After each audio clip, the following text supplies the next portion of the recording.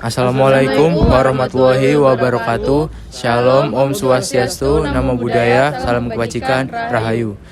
Kami, mahasiswa dari Fakultas Hukum Universitas 17 Agustus akan melakukan wawancara mengenai pengertian dari lembaga negara.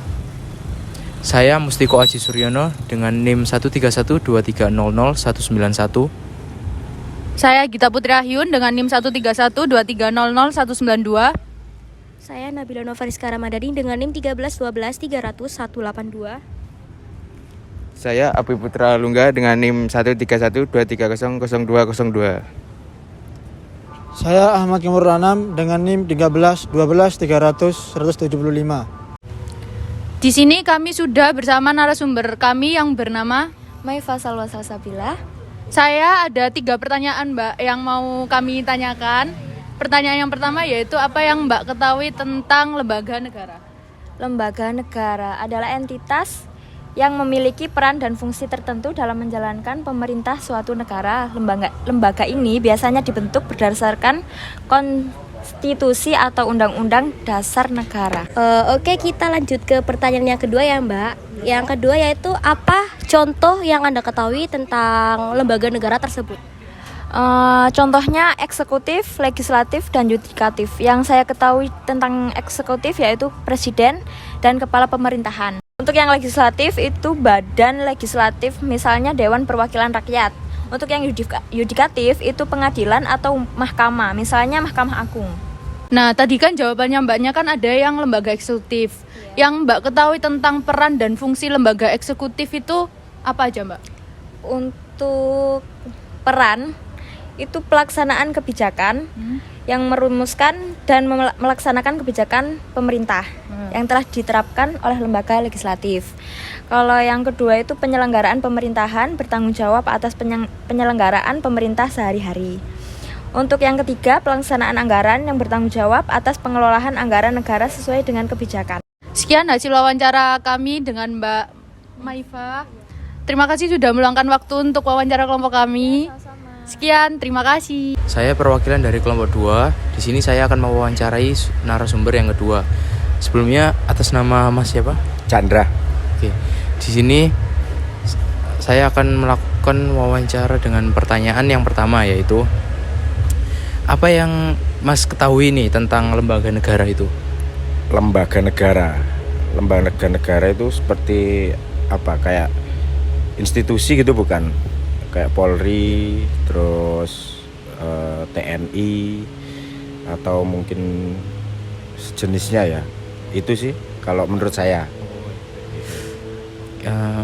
Setelah itu kan, nah yang seperti yang Masnya sebutkan tadi, Ya. kan ada apa nih contoh yang Masnya ketahui tentang lembaga negara itu ya? Seperti yang Masnya sebutkan tadi itu. Iya, betul. Oke. Lanjut yang pertanyaan ketiga ini, peran dan tugas lembaga negara eksekutif nih dalam pemerintahan itu, Mas yang ketahui itu apa? Eksekutif. Iya, yang tertinggi. Kalau semisal peranan lembaga negara eksekutif mungkin untuk membantu pemerintahan atau membantu presiden secara langsung ya. Dan dengan apa kayak seperti kayak seperti katakanlah Polri atau TNI. Dengan TNI, kalau Polri pengurusan yang berhubungan dengan masyarakat sipil, tapi kalau TNI mungkin lebih ke ketahanan negara atau keamanan negara. Itu sih contoh kalau dari 2 yang tadi saya sebutkan. Oke. Sekian pertanyaan dari kami. Sebelumnya terima kasih Ya, Masnya sama-sama. karena udah meluangkan waktunya nih. Ya. Oke. Sekian wawancara pada narasumber yang kedua ini. Oke, selanjutnya kita akan menjelaskan tentang teori lembaga negara menurut Hans Kelsen. Teori lembaga negara Hans Kelsen merupakan teori yang mengenal lembaga negara sebagai organ yang mengisi fungsi yang ditentukan oleh sistem hukum.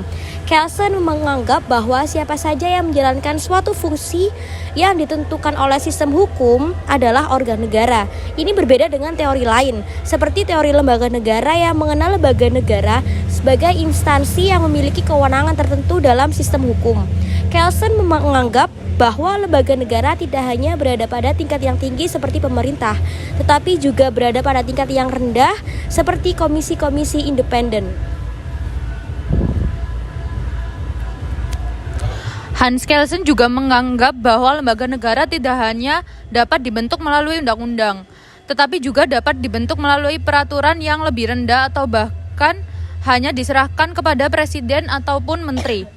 Ini membuat teori lembaga negara Kelsen lebih fleksibel dan mudah diterapkan dalam sistem hukum yang berbeda-beda.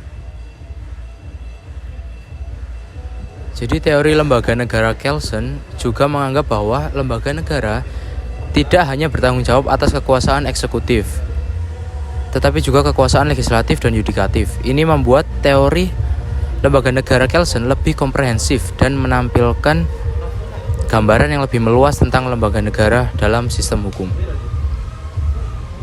Menurut narasumber yang pertama, lembaga negara adalah institusi yang menjalankan pemerintahan suatu negara yang dibentuk berdasarkan Undang-Undang Dasar.